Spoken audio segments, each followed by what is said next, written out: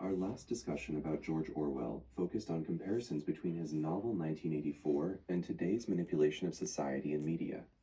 We talked about how Orwell's warnings about controlling language, politics, and media relate to modern issues like social media echo chambers, misinformation, and the manufacturing of consent.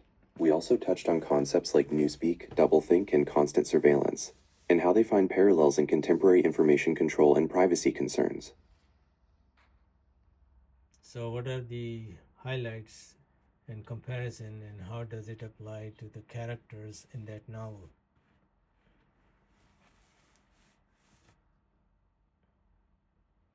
Hey Google, what was my last question? I heard. Summarize the last discussion we had about George Orwell.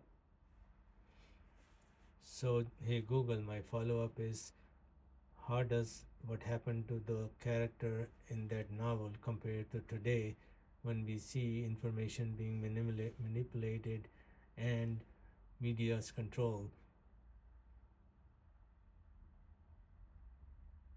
In 1984, characters like Winston Smith face extreme consequences for challenging the party's information control. They are constantly surveilled, psychologically tortured, and ultimately re-educated to accept the party's manufactured truth, losing their individuality and ability to think critically. The novel shows an impoverishment of public discourse where citizens can't express true thoughts.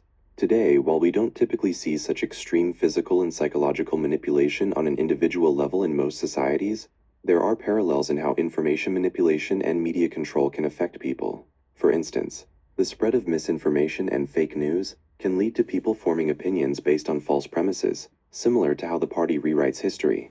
Social media algorithms can create echo chambers that limit exposure to diverse viewpoints, effectively narrowing public discourse and potentially hindering critical thinking, much like Newspeak was designed to limit thought.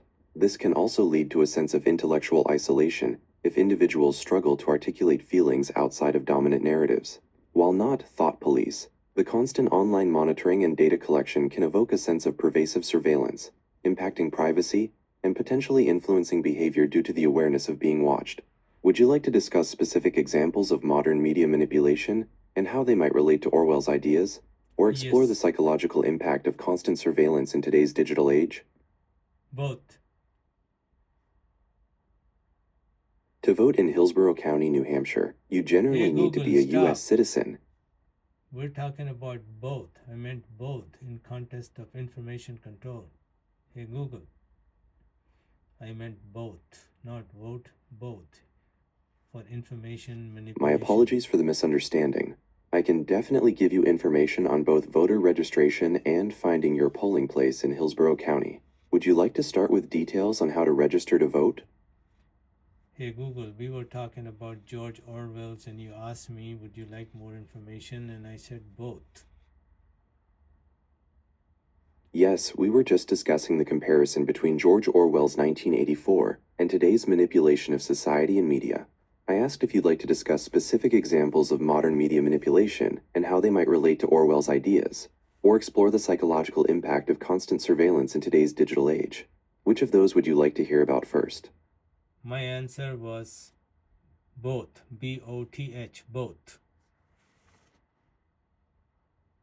Understood. You'd like to discuss both specific examples of modern media manipulation and how they might relate to Orwell's ideas, as well as the psychological impact of constant surveillance in today's digital age. Let's start with examples of modern media manipulation. We can see parallels to Orwell's ideas in things like the spread of deepfakes, which manipulate images and audio to create false narratives, similar to how the party rewrote history.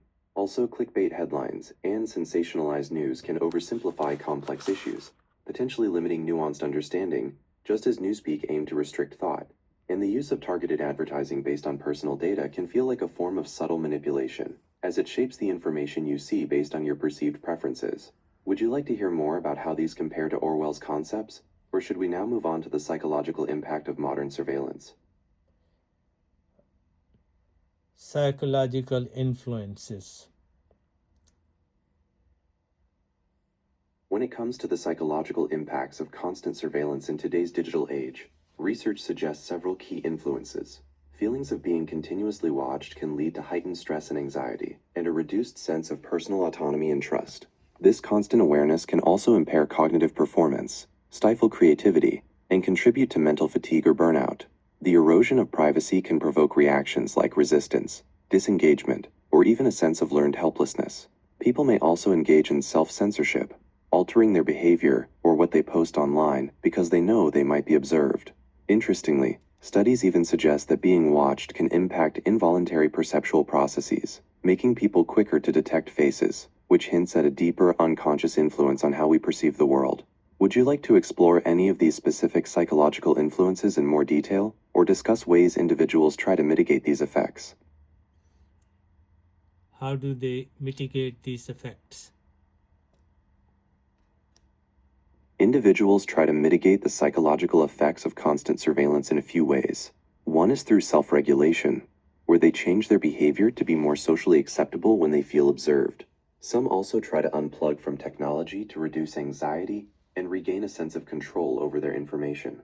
Additionally, advocating for stronger privacy laws and regulations for both companies and governments is another way to address systemic concerns about data collection and surveillance. Would you like to know more about self-regulation, or perhaps how privacy regulations can help?